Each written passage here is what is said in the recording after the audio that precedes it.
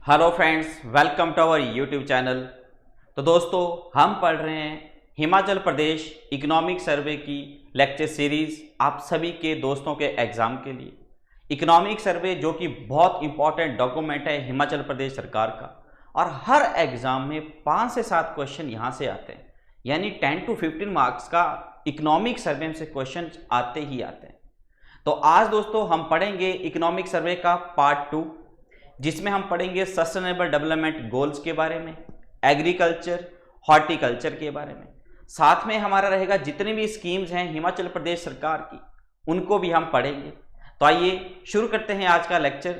लेकिन उससे पहले मैं आपको बताना चाहता हूं कि हमारा जो कोर्स है हिमाचल प्रदेश सब इंस्पेक्टर के लिए, जेबीटी के लिए और पटवारी के लिए ऑलरेडी लॉन्च हो चुका है। बहुत सारे दोस्तों ने ऑलरेडी इसमें जो है सब्सक्राइब कर रखा है हमारे चैनल को। और निम्बस कैरियर ऐप है हमारी, प्ले स्टोर पे जाके आप निम्बस कैरियर ऐप को डाउनलोड कर सकते हैं, उसमें ये कोर्स आपको मिल जाएगा। और ये जो हमारा कोर्स है HP sub inspector, it is only for 3000 rupees, और जेपीटी का कोर्स ओनली 1500 और पटवारी का कोर्स ओनली 1200 रुपीज में आप इस कोर्स को परचेज कर सकते हैं। सभी कोर्सेज की हर क्लास की डेमो आपको दो वीडियो क्लासेस डेमो फ्री में देगी हैं। आप डेमो देख के इन कोर्सेज को परचेज कर सकते हैं। हो सकता है कहीं दूसरा जगह से आपको जो है थोड़ा सस्ता कोर्स मिल जाए, लेकिन आप डेमो देखिए, अलग अलग सब्जेक्ट का अलग अलग वे में पूरा डिटेल में आपको स्टडी करवाई गई है, और एट द एंड क्वेश्चंस भी इसमें डिस्कस किए गए हैं। तो आइए शुरू करते हैं आज का मेन टॉपिक, जो हमारा है आर्थिक सर्वेक्षण। तो आर्थिक सर्वेक्षण में बढ़ने से पहले पढ़ लेते हैं सस्टेनेबल डेवलपमेंट गोल्स के बारे में। तो दोस्तों, सस्टेनेबल डेवलपमेंट गोल्स क्या होते हैं? सस्टेनेबल डेवलपमेंट गोल जो हैं, जिनको सतत विकास का लक्ष्य कहते हैं, इसको 1 जनवरी 2016 को एडॉप्ट किया गया था। एग्जाम का क्वेश्चन है यहां से, और ये 31 दिसंबर 2030 तक इनकी एंड डेट है, यानी 15 सालों तक ये चलेंगे। सस्टेनेबल डेवलपमेंट गोल आने से पहले एडॉप्ट किए थे यूनाइटेड नेशन ने, यानी संयुक्त राष्ट्र ने एमडीजी, मिलेनियम डेवलपमेंट गोल, और ये गोल थे 8। ये गोल्स एडॉप्ट किए थे 2001 में, और इनकी एंड डेट थी 2015। सस्टेनेबल डेवलपमेंट गोल जिनको अडॉप्ट किया 1 जनवरी 2016 को, और इनकी एंड डेट है 31 दिसंबर 2030। बहुत ही इंपॉर्टेंट है सस्टेनेबल डेवलपमेंट गोल। जिन दोस्तों का मेंस होगा एलाइड में, एनटी में, वहां पे जो लिखने को भी इसमें से आएगा, तो आपको जितने भी सस्टेनेबल डेवलपमेंट गोल हैं, यानी कि 17, तो 17 के 17 डेवलपमेंट गोल जो हैं वो आपको लर्न होने चाहिए। ठीक है जी, 17 डेवलपमेंट सस्टेनेबल डेवलपमेंट गोल्स, जिसके अंतर्गत 169 टारगेट आते हैं और 300 इंडिकेटर्स हैं। 17 सस्टेनेबल डेवलपमेंट गोल्स बहुत इंपॉर्टेंट है, जो zero poverty, hunger, climate, energy, hydro power, life on land, life below land, उन सब के ऊपर जो है डिपेंड है। तो ये जो है लक्ष्य तय करते हैं। तो 2030 का जो एजेंडा है हमारा सस्टेनेबल डेवलपमेंट गोल का, उसका एम है लीविंग नो वन बिहाइंड। और एग्जाम में आपसे पूछ सकते हैं कि जो एजेंडा 2030 है, एजेंडा 2030 सस्टेनेबल डेवलपमेंट गोल्स का ही दूसरा नाम है, जिसका एम है लीविंग नो वन बिहाइंड, यानी किसी को भी पीछे नहीं छोड़ना है। यही इनकी थीम है, और एडॉप्ट किसने किया है इनको? यूनाइटेड नेशन ने। तो जो सस्टेनेबल डेवलपमेंट गोल है हमारी स्टेट हिमाचल प्रदेश में, इसके 138 इंडिकेटर्स हैं, और इसमें 12 जो है हमने अचीव कर लिए हैं। इन इंडिकेटर में से 12 अचीव कर लिए गए हैं, और 87 को प्लान की गई है कि इनको अचीव करेंगे 2030 तक। और ये यहां से एग्जाम के लिए क्वेश्चन बन सकता है कि कितने सस्टेनेबल डेवलपमेंट गोल्स के इंडिकेटर हैं जिनको हिमाचल प्रदेश की सरकार 2030 तक अचीव करने के लिए प्लान कर रही है। तो है 87। मिनिस्ट्री ऑफ पंचायती राज इसकी नोडल एजेंसी है, जिसकी हेल्प साथ में कराए राष्ट्रीय ग्राम स्वराज अभियान स्कीम। नीति आयोग जो है with the help of Panchayati Raj ministry, जो गवर्नमेंट ऑफ इंडिया की मिनिस्ट्री है, वो इसमें रोल प्ले कर रही है, वही इन सस्टेनेबल डेवलपमेंट गोल्स को देखती है। और एक स्कीम है राष्ट्रीय ग्राम स्वराज अभियान स्कीम, जो इसमें है हेल्प कर रही है सस्टेनेबल डेवलपमेंट गोल्स को अचीव करने में। हिमाचल प्रदेश का सस्टेनेबल डेवलपमेंट गोल्स जो कि 17 हैं, इनमें इंडिया का रैंक है सेकंड, सॉरी इंडिया का नहीं, हिमाचल प्रदेश का रैंक है सेकंड और केरला का रैंक है नंबर 1। ये भी एग्जाम के लिए यहां से क्वेश्चन बन सकता है इजीली। तो ये जो हमारा एसडीजी है, इनके लोकलाइजेशन के लिए हमारा जो पंचायती राज इंस्टीट्यूशन है, जो नीति आयोग की मदद से, जो हमारी मिनिस्ट्री ऑफ पंचायती राज है, with the help of NITI Aayog and राष्ट्रीय ग्राम स्वराज अभियान स्कीम, ये इनकी लोकलाइजेशन में काम कर रहा है। ध्यान रखिएगा, एक मिनिस्ट्री ऑफ पंचायती राज का नाम, साथ में नीति आयोग नोडल एजेंसी और राष्ट्रीय ग्राम स्वराज अभियान स्कीम, बहुत इंपॉर्टेंट सस्टेनेबल डेवलपमेंट गोल्स को अचीव करने के लिए। तो जो सस्टेनेबल डेवलपमेंट गोल्स हैं, मैंने आपको बताया कि 17 गोल्स हैं। तो उसमें देखिए दोस्तों, सस्टेनेबल डेवलपमेंट गोल पहला है नो पॉवर्टी, दूसरा जीरो हंगर, तीसरा good health and wellbeing, fourth quality education, fifth gender equality, sixth clean water and sanitation, 7 affordable clean energy, 9th industry innovation infrastructure, 11th sustainable cities and communities, 12 and 13 sustainable consumption and production climate change, 14 इसमें आता है life below land, life below water, life on land. तो इसको अब change करके लिखते हैं goal number 15 directly, save the forest and biodiversity. Goal number 16 peace and justice, and goal number 8 और 10 decent work and economic growth, reduced inequality. और जो goal number 17 है उसमें लिखा गया है कि आपस में सारी जो स्टेट्स हैं, कंट्री, जो पार्टनरशिप करेंगे इनको अचीव करने के लिए, ठीक है, partnership to achieve the goals, वो गोल नंबर 17 है। तो कौन सी मिनिस्ट्री किसके लिए है, ये पेपर का क्वेश्चन है एग्जाम के लिए। जैसे जीरो हंगर कौन सी मिनिस्ट्री के अंतर्गत आता है, कौन सा डिपार्टमेंट है जिसको देख रहा है इंडिया में। प्रोडक्शन क्लाइमेट चेंज वाला किसके अंतर्गत है, तो आपको पता है environment science and technology. Forest वाला फॉरेस्ट के अंतर्गत है। पीस और जस्टिस वाला होम डिपार्टमेंट के अंतर्गत है, home ministry. Zero hunger agriculture, health वाला हेल्थ मिनिस्टर, क्वालिटी एजुकेशन वाला एजुकेशन के अंतर्गत। तो कौन सा गोल कौन से डिपार्टमेंट के अंतर्गत उसको देख रहा है, यह भी हमें पता होना चाहिए। और सोर्स है हमारा इसका दृष्टि Himachal Pradesh 2030 sustainable development goal, planning department, government of Himachal Pradesh. तो ये हमारा वैलिड सोर्स है, रिलायबल सोर्स। तो देखिए, comparison of SDG sustainable development goal with other major state. तो यहां पे देखिए, ये हमारी स्टेट हिमाचल प्रदेश, जिसका जो है अफोर्डेबल और क्लीन एनर्जी में बिल्कुल 100 स्कोर मिला है, ठीक है। हमारा जो सस्टेनेबल डेवलपमेंट गोल्स का स्कोर है उसको कंपेयर करना है बाकी अदर स्टेट्स के साथ। तो हिमाचल प्रदेश का इसमें 100 स्कोर है, लगभग सभी स्टेट्स का 100 है, गुजरात और उड़ीसा को छोड़ के। गुजरात का 94, उड़ीसा का जो है 80 स्कोर है। तो ये भी आपको जो है ध्यान में रखना है, ठीक है। फिर कैटेगरी वाइज अगर रैंकिंग देखनी हो स्टेट्स की, इंडिया इनोवेशन इंडेक्स में, तो अगर सारी अलग अलग स्टेट्स हैं, मेजर स्टेट्स में अलग रैंकिंग है, नॉर्थ ईस्ट में अलग रैंकिंग है, यूटी और कुछ मेजर सिटीज की अलग रैंकिंग है। तो मेजर स्टेट में रैंक 1 है कर्नाटका का। एग्जाम के लिए क्वेश्चन हो सकता है कि इंडिया इनोवेशन इंडेक्स में नंबर 1 कौन सी स्टेट है, तो वो है केरला। नंबर 2 पे तेलंगाना, नंबर 3 पे हरियाणा। तो 3 स्टेटें हैं इंडिया इनोवेशन इंडेक्स में, Karnataka number 1, Telangana number 2, Haryana number 3। बात करनी हो नॉर्थ ईस्ट और हिली स्टेट्स की, तो ये एग्जाम का क्वेश्चन बनेगा हिमाचल में। तो इसमें जो हमारा हिमाचल प्रदेश है उसका रैंक है 5, ठीक है। देखिए वही वाला रैंक है जो पीछे हमने पढ़ा, रैंकिंग मेजर स्टेट्स की थी, और ये हमारा जो है इंडिया इनोवेशन इंडेक्स में हिमाचल प्रदेश की रैंकिंग है नॉर्थ ईस्ट की स्टेट्स में नंबर 5, और मणिपुर नंबर 1, उत्तराखंड 2, मेघालय 3। तो हमारे से ऊपर 4 स्टेटें हैं। हिमाचल प्रदेश का रैंक है इंडिया इनोवेशन इंडेक्स में रैंक नंबर 5, ठीक है। साथ में देखना हो अगर यूटी और मेजर सिटी में, तो नंबर 1 रैंक है चंडीगढ़ का, number 2 Delhi, number 3 Andaman and Nicobar island. ध्यान रखिएगा इस चीज को, यहां से क्वेश्चन बन सकता है इंडिया इनोवेशन इंडेक्स में। तो हमारा जो नॉर्थ ईस्ट की स्टेट्स में हिमाचल प्रदेश का रैंक 5th नंबर पे है। चलिए आगे।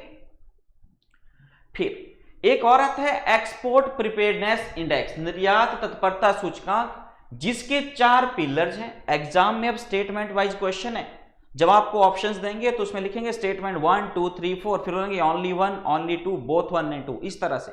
तो जब एक्सपोर्ट प्रिपेयर्डनेस इंडेक्स आएगा तो पूछेंगे पिलर कितने हैं, तो 4 पिलर और 11 सब पिलर हैं।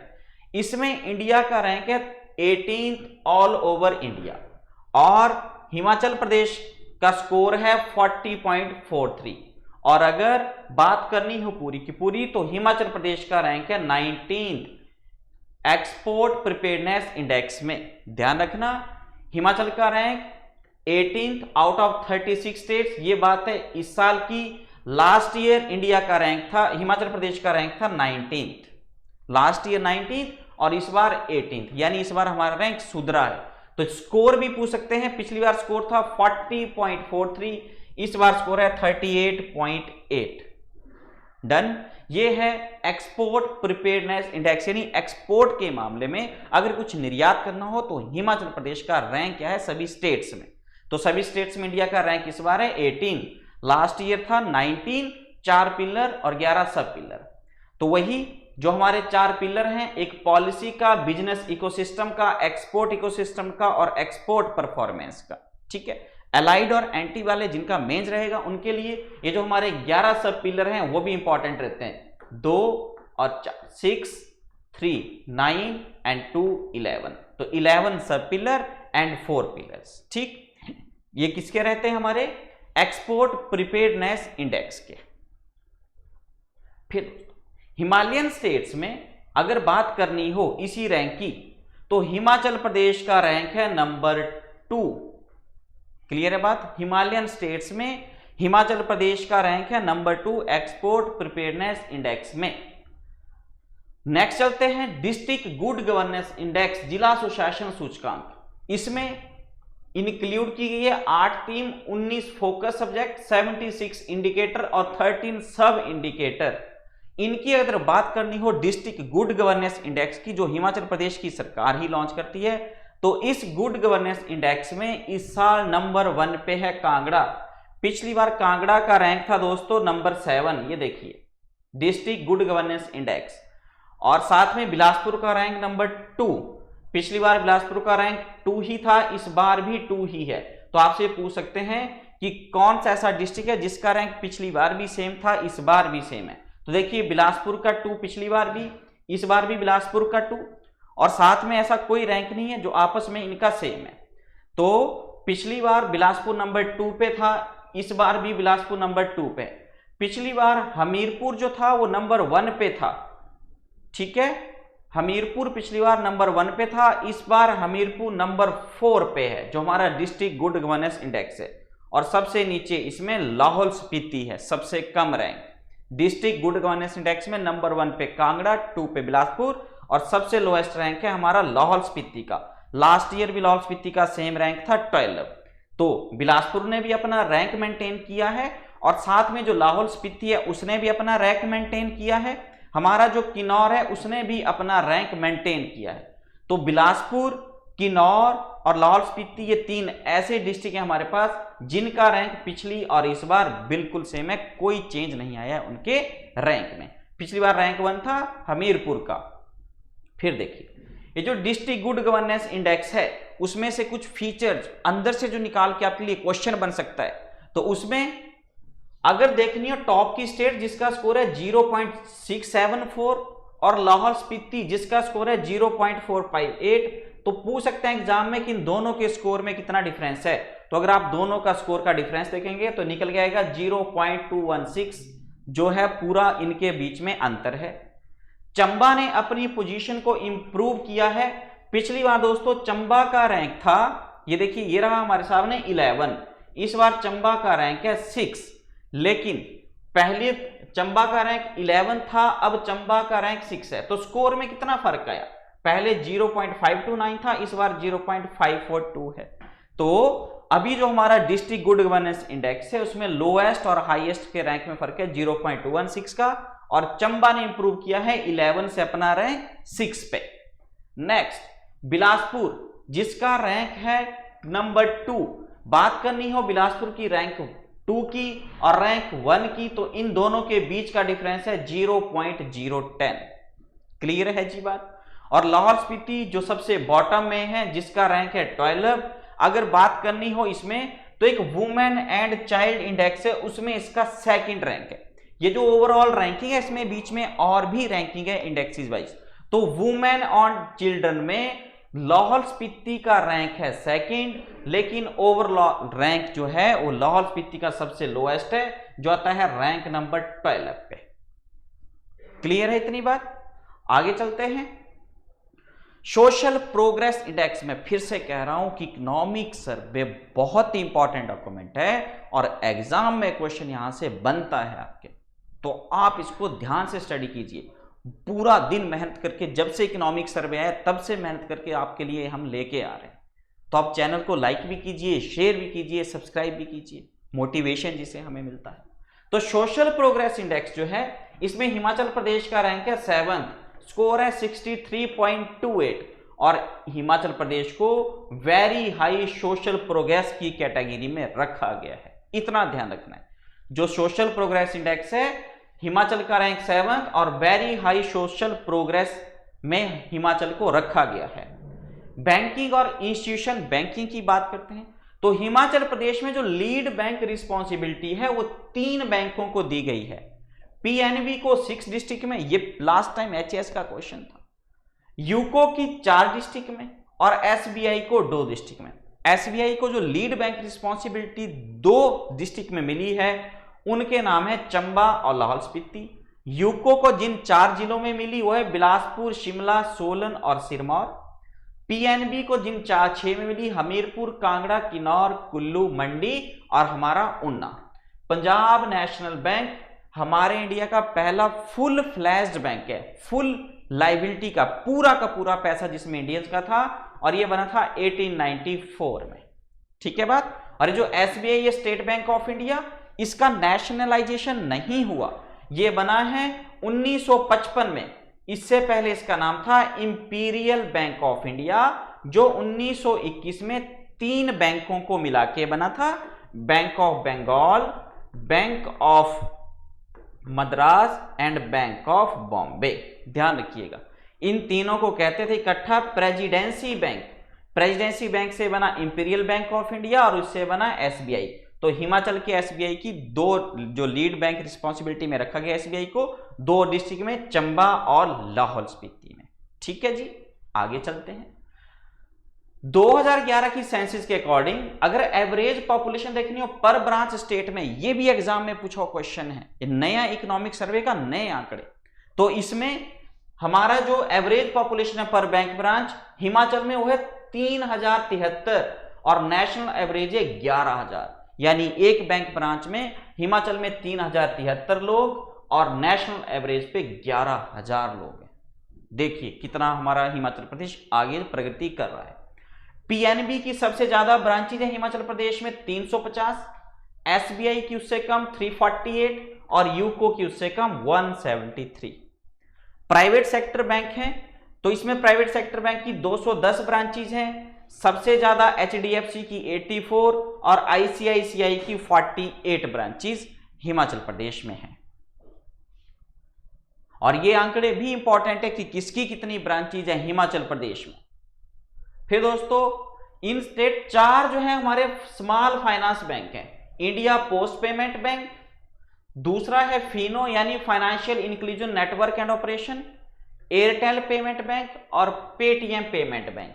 ये 4 पेमेंट बैंक है जो हमारे हिमाचल प्रदेश स्टेट में काम करते हैं। और जो हमारे आरआरबी है हिमाचल प्रदेश के, उनका स्पॉन्सर बैंक है पीएनबी। ध्यान रखिएगा, एग्जाम में पूछा क्वेश्चन, हिमाचल प्रदेश के जो आरआरबी हैं उनका स्पॉन्सर बैंक है पीएनबी। आरआरबी जो होते हैं ये कॉन्सेप्ट आया था 1975 में और 2 अक्टूबर 1975 को पहला आरआरबी खुला था। उसका जो नाम था वो था प्रथमा बैंक। स्पॉन्सर किया था सिंडिकेट बैंक ने। हिमाचल प्रदेश के आरआरबी को स्पॉन्सर कौन करता है? पीएनबी। तो आरआरबी में 3 का शेयर होता है, सेंट्रल गवर्नमेंट का 50%, स्टेट गवर्नमेंट का 15% और स्पॉन्सर बैंक का 35%। तो हिमाचल प्रदेश का स्पॉन्सर बैंक पीएनबी, तो यहां के आरआरबी में पीएनबी का शेयर है 35% का। कांगड़ा जिसमें सबसे ज्यादा highest number of bank branches है 411, लाहौल स्पीति में लोएस्ट नंबर 25। और सबसे इंपॉर्टेंट बात कि जो एग्रीकल्चर लोन है, बैंकिंग पढ़ रहे हैं, एग्रीकल्चर लोन में पूरे टोटल लोन का 18.69% एग्रीकल्चर को लोन जाता है।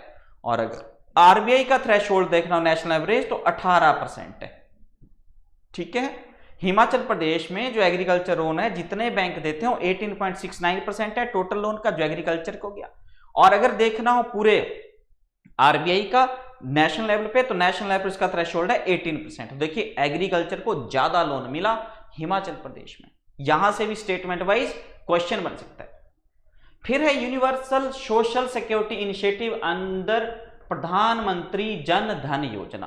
तो इसमें क्या, प्रधानमंत्री सुरक्षा बीमा योजना, जो बहुत इंपॉर्टेंट स्कीम है। इस स्कीम को 18 से 70 साल के जो लोग हैं वो इसको ले सकते हैं, एनरोल कर सकते हैं स्कीम में। और इसका प्रीमियम है हर साल 20 रुपए। पहले ये प्रीमियम हुआ करता था 12 रुपए, अब प्रीमियम है 20 रुपए। और हर साल 1 जून को ये स्कीम रिन्यू होती है। और सबसे इंपॉर्टेंट बात कि अगर एक्सीडेंट हो जाता है, डेथ हो जाती है, स्पेशल एबिलिटी आती है तो 2 लाख का कवरेज मिलता है। और अगर पार्शियल और परमानेंट डिसेबिलिटी हो जाए तो 1 लाख रुपए हमारे परिवार को मिलता है। यानी इंश्योरेंस है प्रधानमंत्री सुरक्षा बीमा योजना। तो एग्जाम में आपसे एज भी पूछते हैं, प्रीमियम भी पूछते हैं, रिन्यू कब होती है वो भी पूछते हैं। पार्शियल एबिलिटी हो परमानेंट तो 1 लाख रुपए, एक्सीडेंट डेथ हो जाए तो 2 लाख रुपए, या स्पेशल डिसेबिलिटी हो जाए तो 2 लाख रुपए मिलता है। यूनिवर्सल सोशल सिक्योरिटी स्कीम एक और स्कीम, प्रधानमंत्री जीवन ज्योति बीमा योजना। उम्र है 18 से 50 साल के बीच में। Death due to any cause, जैसे जो हमारा पहला था प्रधानमंत्री जीवन सुरक्षा बीमा योजना, इससे पिछले इसमें एक्सीडेंट था, इसमें death due to any cause, natural death भी अगर हो तब भी 2 लाख रुपए मिलता है बैंक अकाउंट होल्डर को। और इसका प्रीमियम है हर साल 436 रुपए। और हर साल 1 जून को यह स्कीम रिन्यू होती है। किसके अंतर्गत आती है? यूनिवर्सल सोशल सिक्योरिटी स्कीम, जो प्रधानमंत्री जन धन योजना के अंतर्गत आती है। लिखने को भी मेंस के लिए आपसे मटेरियल आपको मिलेगा 100%। नेक्स्ट बात, यूनिवर्सल सोशल सिक्योरिटी स्कीम, इसी के अंतर्गत एक और है अटल पेंशन योजना, जिसकी उम्र है 18 से 40 साल। और ये जो अनऑर्गेनाइज सेक्टर में लोग काम करते हैं उनको कहा गया है 18 से 40 साल के बीच को कि आप जो भी अमाउंट जमा कराना चाहो आप कराओ। जब आपकी 60 साल हो जाएगी तो आपको पेंशन मिलेगी उस टाइम जितना आपने कंट्रीब्यूशन किया, 1000, 2000, 3000, 4000, 5000, जितना भी कंट्रीब्यूशन किया। ठीक है, तो ये आपके लिए जानना जरूरी है। ठीक है जी, बात आगे चलते हैं। प्रधानमंत्री मुद्रा योजना, ये मुद्रा बैंक है micro unit development and refinance agency. Micro unit development and refinance agency जो लोन देता है लेस देन 10 लाख रुपीज। इसमें 3 तरह के लोन देते हैं। एक है शिशु, जैसे बच्चा छोटा होता है शिशु, थोड़ा बड़ा हुआ तो किशोर, और जब मैच्योर हो गया तो तरुण। तो 3 तरह की कैटेगरी में ये लोन रखा गया है। शिशु में लोन मिलता है 50,000 तक, 50,000 से 5 लाख तक मिलता है किशोर में, 5 लाख से 10 लाख के बीच में मिलता है तरुण के अंतर्गत। ये भी एग्जाम के लिए जरूरी है। तो मुद्रा में शिशु, किशोर और तरुण 3 तरह के लोन आते हैं। शिशु में 50,000 तक लोन, 50,000 से 5 लाख किशोर, और तरुण में 5 लाख से 10,000। वही बात यहां की कि 10 लाख तक जो है लोन मिलता है। 8 अप्रैल 2015 को मुद्रा खुला था, मुद्रा बैंक। उसके बाद जितने भी लोन आए वो सारे के सारे मुद्रा लोन ही कहलाते हैं। Micro unit development and refinance agency, जिसका हेडक्वार्टर है मुंबई में। ठीक है जी, मुद्रा बैंक का। आगे चलते हैं। स्टैंड अप इंडिया स्कीम बड़ी जरूरी है। स्टैंड अप इंडिया स्कीम है कि अगर एंटरप्रेन्योर के कल्चर को बढ़ावा देना है, ज्यादा से ज्यादा लोग एंटरप्रेन्योर बने, उद्यमी बने, तो उनके लिए स्कीम है। और SC, ST और वुमेन्स के लिए स्पेशली ये स्कीम टारगेट करती है सोसाइटी में। ये भी एग्जाम में HSLID में पूछा हुआ क्वेश्चन। तो शेड्यूल कास्ट, शेड्यूल ट्राइब और वुमेन्स के लिए स्पेशली ये स्कीम लाई गई है। लोन इसमें मिलता है 10 लाख से लेके 1 करोड़ रुपए तक का। और पर बैंक, पर ब्रांच एटलीस्ट एक SC को लोन देना है, शेड्यूल कास्ट को या एक एसटी को लोन देना है या एटलीस्ट एक वुमेन बोरोअर को लोन देना है पर बैंक पर ब्रांच। ध्यान रखिएगा 10 लाख से 1 करोड़ के बीच में। और ये हमारा एससी एसटी वुमेन किसी एक को लोन देना है एंटरप्रेन्योर की एक्टिविटी को सोसाइटी में प्रमोट करने के लिए स्टैंड अप इंडिया स्कीम लाई गई है गवर्नमेंट ऑफ इंडिया की। एग्रीकल्चर और हॉर्टिकल्चर पे चलते हैं। एग्रीकल्चर जो 57.03% को लाइवलीहुड प्रदान करता है। हमारी इकोनॉमी के 3 सेक्टर है ना, प्राइमरी सेक्टर, सेकेंडरी सेक्टर और टर्शरी सेक्टर। तो प्राइमरी सेक्टर का इकोनॉमी में योगदान है कम तो एग्रीकल्चर और ये पूरा 13.47% हमारी जीडीपी में इनका योगदान है। लेकिन देखो इंप्लॉयमेंट 57.03% लोगों को दे रहा है। यही कारण है कि 13.47 रुपए को 57.03 लोग आपस में शेयर कर रहे हैं। तो जब इतने लोग आपस में शेयर कर रहे हैं तो ऑटोमेटिकली इस सेक्टर पे स्ट्रेस होगा। यही कारण है कि आज भी एग्रीकल्चर के लोग गरीब हैं। अमेरिका जैसी डेवलप्ड कंट्रीज में 2% जनता ही 2% एग्रीकल्चर पे डिपेंड करती है। कहने का मतलब कि वहां की जीडीपी में एग्रीकल्चर का योगदान है 2%। हमारी जीडीपी में एग्रीकल्चर का योगदान है 13.47 और 2% वहां की जीडीपी में योगदान 2% ही लोग डिपेंड हैं। हमारे देखो 57% डिपेंड है। तो ऑटोमेटिकली इस सेक्टर पे स्ट्रेस है और गरीबी ज्यादा है। एक और एग्जाम के लिए क्वेश्चन कि फाइनेंशियल ईयर 22-23 में स्टेट जो है 4.31% अपने पूरे एक्सपेंडिचर का एग्रीकल्चर पे खर्च करेगी। In financial year 22-23 budget the state has allocated 4.3% of its net revenue expenditure toward agriculture. ध्यान रखिएगा, ठीक है जी, पिछले साल की बात है। फिर ये जो एग्रीकल्चर है, लैंड यूज पैटर्न की अगर बात करनी कि हम लैंड को किस तरह से यूज करते हैं, तो हिमाचल प्रदेश का रैंक इंडिया में है 17वां और पूरे वर्ल्ड में रैंक है 126। नोट कर लीजिए इस बात को भी अपने पास। हिमाचल प्रदेश का रैंक इंडिया में 17 और पूरे वर्ल्ड में 126। जितना भी हमारा जियोग्राफिकल एरिया है 55,673, उसमें से 9.75% पूरा रख लो 100% में से 9.7% जो है ये नेट सोन एरिया है। 20.19% फॉरेस्ट कवर के अंतर्गत आता है। ये भी एग्जाम का क्वेश्चन है, ठीक है। 9.7% नेट सोन एरिया यानी जिसके अंतर्गत कृषि की जाती है और फॉरेस्ट कवर के अंतर्गत 20.19। नेक्स्ट, जो नॉन एग्रीकल्चर यूजेज है वो 20.1% लैंड है। फैलो लैंड है 1.53%। फैलो लैंड वो होती है जो पिछले 4-5-6 सालों से उसमें कुछ बीजा ना गया हो, जिसमें कल्टीवेशन ना की गई हो, उसको कहते हैं फैलो लैंड, जो कितनी है 1.53%। बैरन और अनकल्टिएबल लैंड 13.96%। याद रखना इस बात को, ठीक है। ये आंकड़े मैंने आपको पिछले भी पार्ट 1 में भी कहा था कि जो आंकड़े हमारे लिए जरूरी है मैं आपको बता दूंगा, ठीक है। यही पढ़ने, बहुत सारे आंकड़े इकोनॉमिक सर्वे में मिलेंगे, लेकिन सब नहीं पढ़ने, जितना रिक्वायर्ड है आपको सिर्फ उतना ही करना है।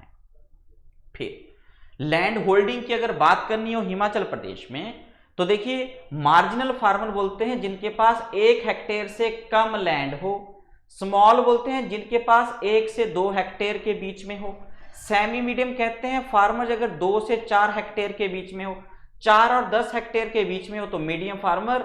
लार्ज फार्मर होते हैं जिनके पास 10 हेक्टेयर से ज्यादा की जमीन है। तो हिमाचल प्रदेश में मार्जिनल फार्मर 1 हेक्टेयर से कम, 1 से 2 स्मॉल फार्मर, 2 से 4 स्मॉल मीडियम, 4 से 10 मीडियम, 10 और उससे अब लार्ज फार्मर हमारे हिमाचल प्रदेश में हैं।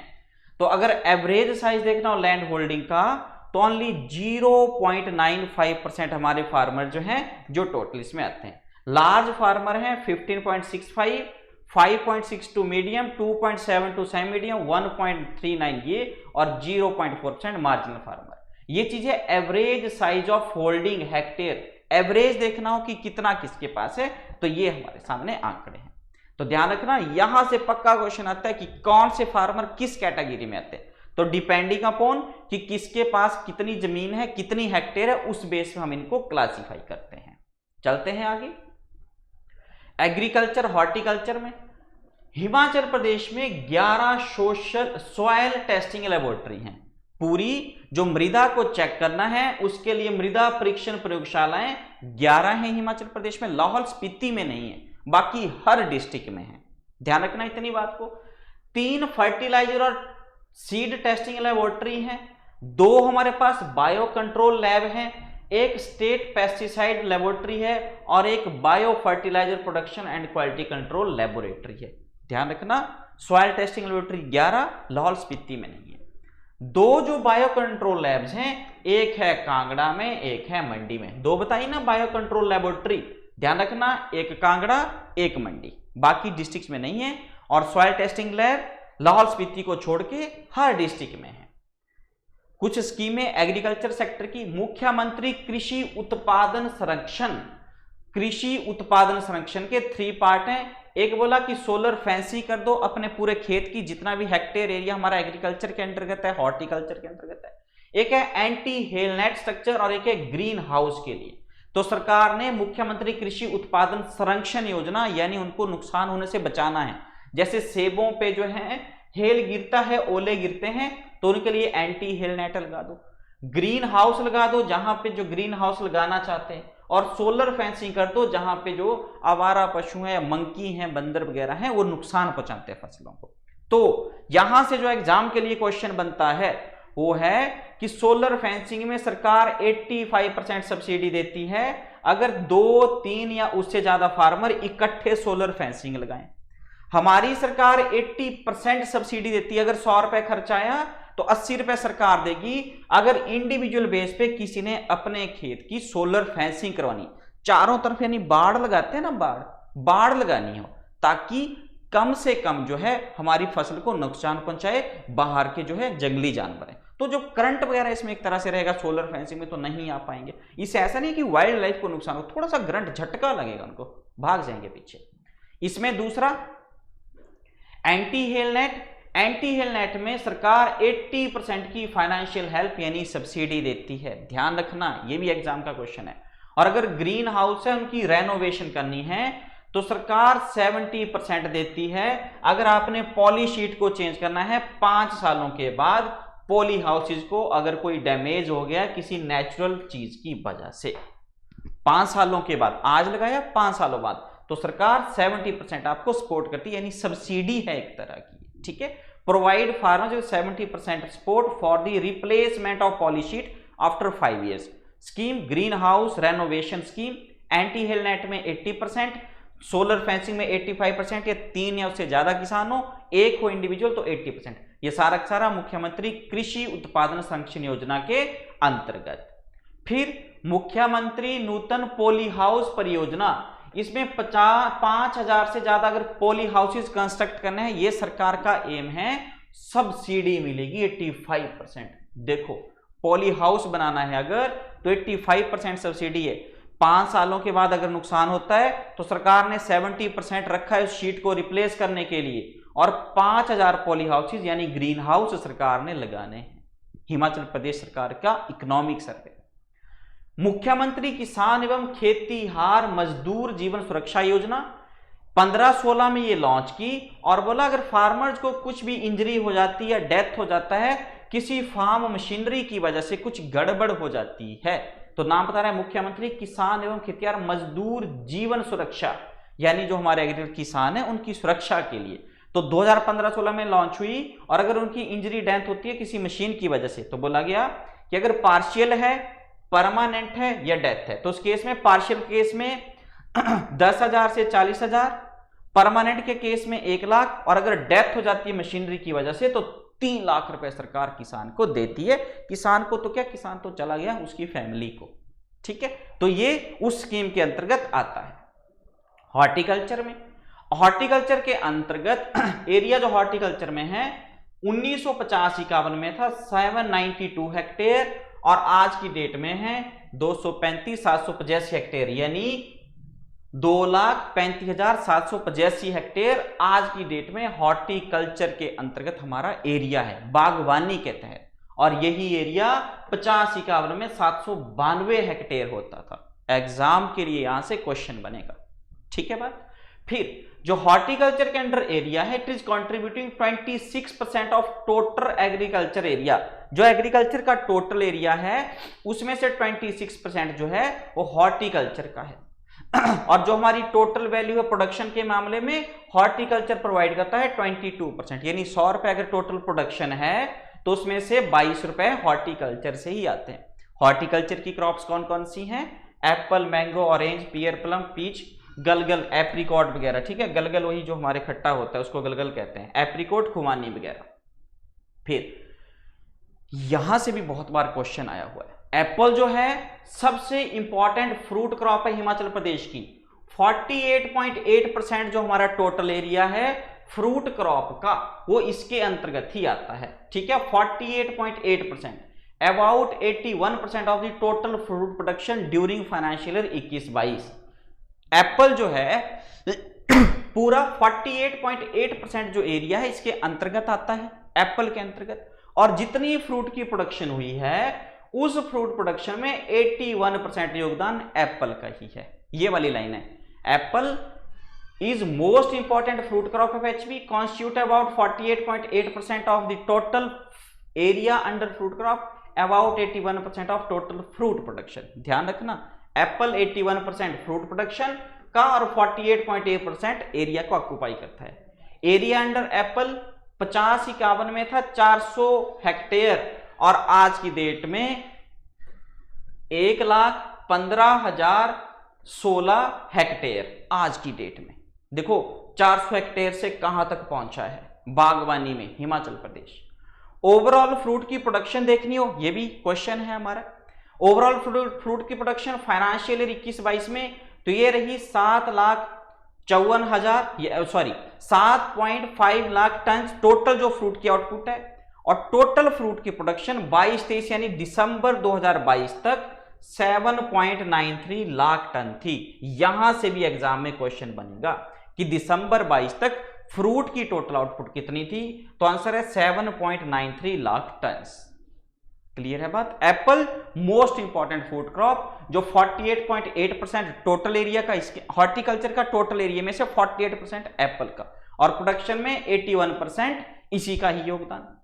फ्रूट वाइज कंट्रीब्यूशन देखना हॉर्टिकल्चर में तो देखिए एप्पल का 81.2%, अदर सब ट्रॉपिकल फ्रूट्स का 7%, सिट्रस का 4.3%। एग्जाम का क्वेश्चन हो सकता है, सिट्रस का 4.3%, अदर टेम्परेट का 7%, नट्स एंड ड्राई फ्रूट का 0.5%। नोट कर लेना अपने पास, नट्स और ड्राई फ्रूट का 0.5, सिट्रस का 4.3%। ठीक है जी।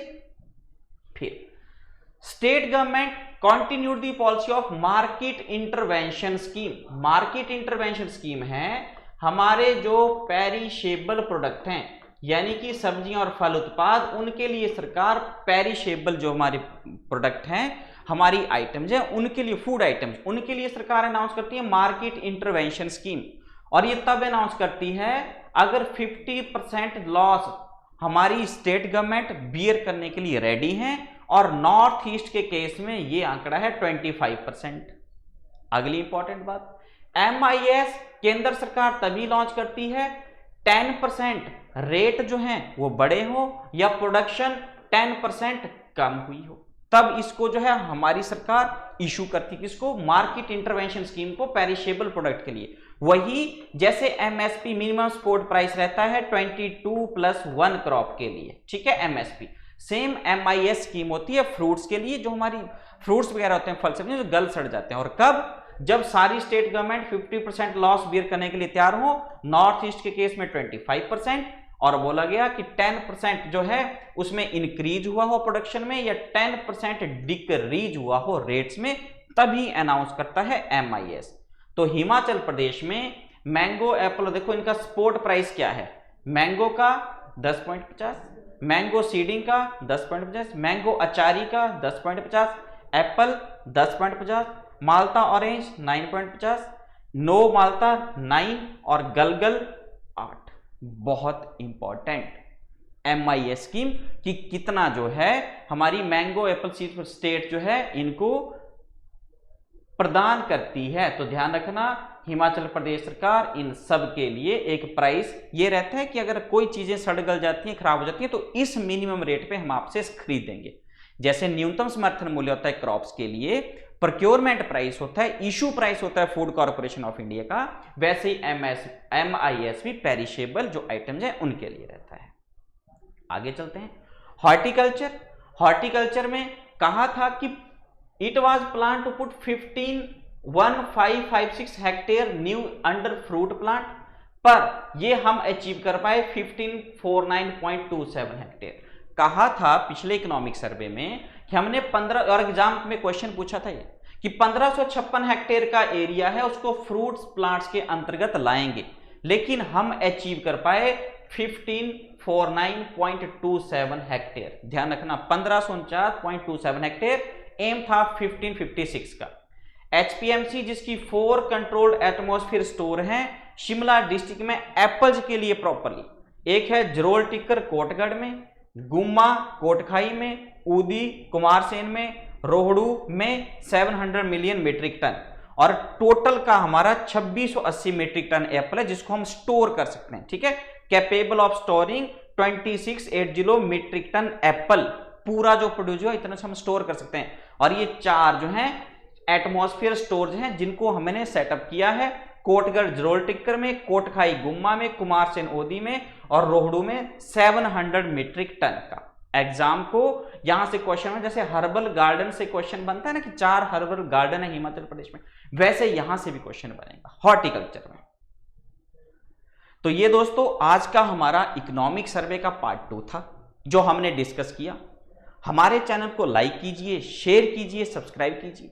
और जो इकोनॉमिक सर्वे का हमने पार्ट 1 और पार्ट 2 किया, बहुत मेहनत करके आपके लिए ये बनाया गया है। इसमें आपको कोई भी इंफॉर्मेशन इससे बाहर की नहीं आएगी, मैक्सिमम डिस्कशन मैंने इसमें कर दिया है। तो हमारे चैनल को लाइक कीजिए, शेयर कीजिए, सब्सक्राइब कीजिए। Thank you, have a nice day.